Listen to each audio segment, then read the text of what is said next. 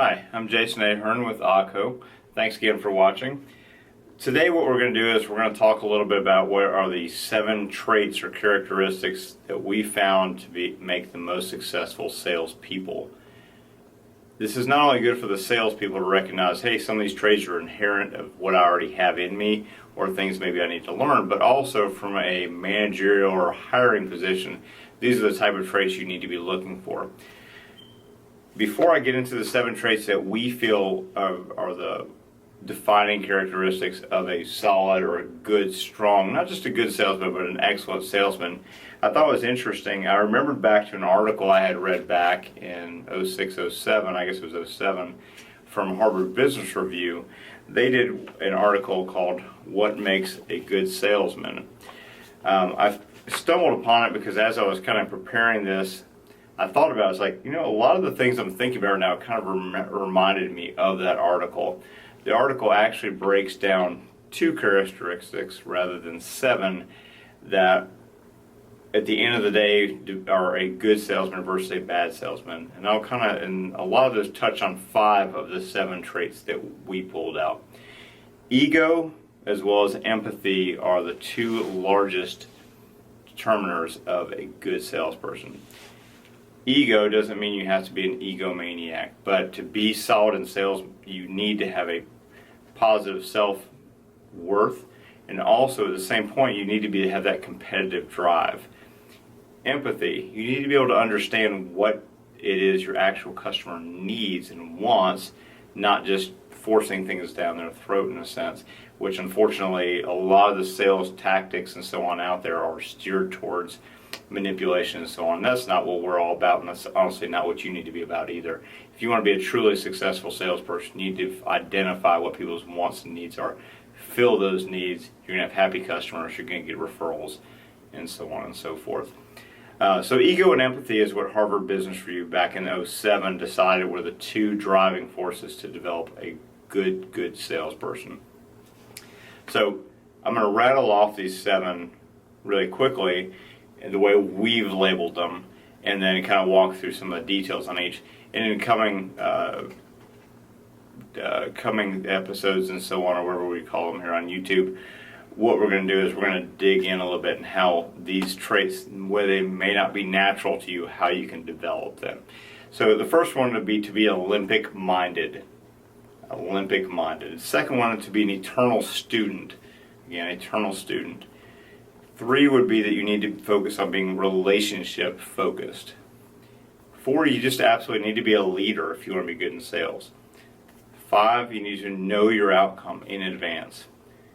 6, you need to become an excellent painter and sell the journey. And 7, you need to actually, when you're developing and sharing that journey with your customer, you need to know how to put the customer into your story. This isn't, again, not just good for salespeople. This is good for the companies that are managers that are hiring, as well as the companies that are actually at the top level, figuring out how do we include in our customer experience the actual customer. Because more often than not, the customer experience, the only thing missing is the actual customer. So that's what we can work on here. So when I say, going back to number 1 was what? Olympic-minded. Olympic-minded means you need to be highly competitive. You need to absolutely go for that gold every single time. You need to understand that my intention is to win, no matter what the goal or the target or whatever the objective is that month, week, year, so forth.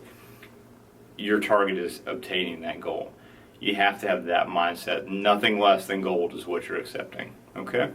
And again, we'll dig into this a little bit deeper and how you can develop that trait if that's not something that's inherent to you.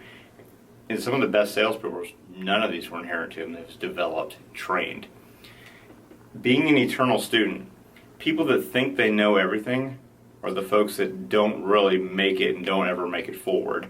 What you need to always know is whatever you know, and this is true of me, this is true of anybody else who's at that top shelf, you need to understand what you know is what you know.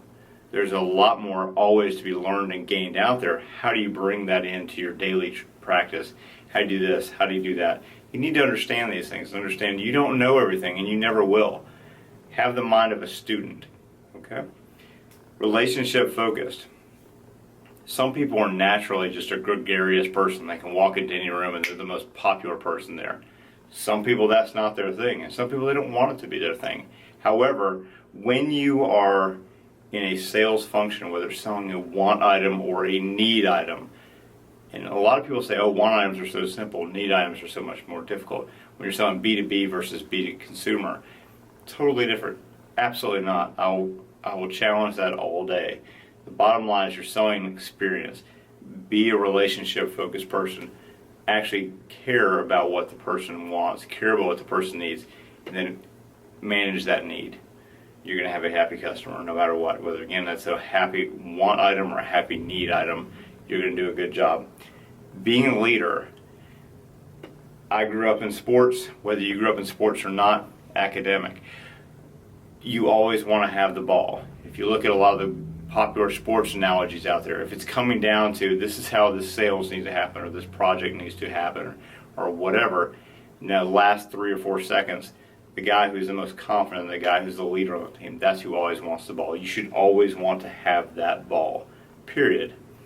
That's all being a leader is. We'll dig into that much deeper because that's a very, very important one. Knowing your outcome in advance. Of course, no one has a crystal ball. You don't know what's going to happen ahead of time. But you need to anticipate objections, wants, needs, possible trouble that could happen from outside forces depending on how complex a project is or a sale is.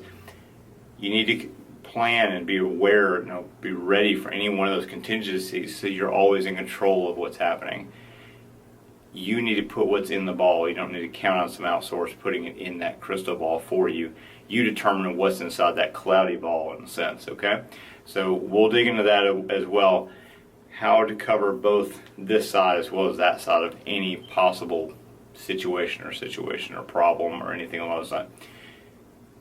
The sixth one is being an excellent painter and selling the journey. Some people's jobs are exciting. Some people's are very dull and boring. Being a good painter, basically all you're doing is you're selling the whole journey. Say, hey, I know you're not moving forward. I know this isn't a sale that's going to happen today, but let me walk you through what that project's going to look like. All you're doing is you're highlighting and differentiating yourself from brand X. How many of you are actually selling anything that's completely unique to you? Think about it for a second. You might think that your offering is unique, but how many competitors do you have? Several. There's very few products, services, offerings that are actually truly unique. So what you need to do is you are a differentiator. The way the processes work within your company and the way you manage them are different. Sell that. That's very, very important. That's a value because what you're basically doing is saying if I have 4 or 5 things or 4 or 5 companies rather that can sell or offer that same product or service, what have you become? You're a commodity. The minute you become a commodity, what happens? Your bottom line, your margins suffer. They drop down. That's not always warranted. You not having the best price doesn't mean you shouldn't gain the business. You might have a better system to get to that end product than brand X, and you just need to understand how to share that up front with customers. So people say, hey, you know what? I recognize you're 5, 10, 15% greater. I like you because you're relationship focused. You're someone I want to buy from. And secondly, the way you do things holds value. So create value rather than focus on that price. Last thing, and this is a really important one, this kind of ties, I guess, I don't know if it's step 7 or if it's 6A, B, whatever, but put your customer in that story. When you're selling that journey, selling that project, explaining how things relate, want items are extremely simple in that respect.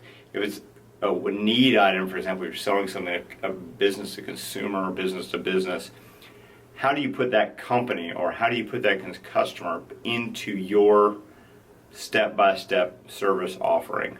How do you do it?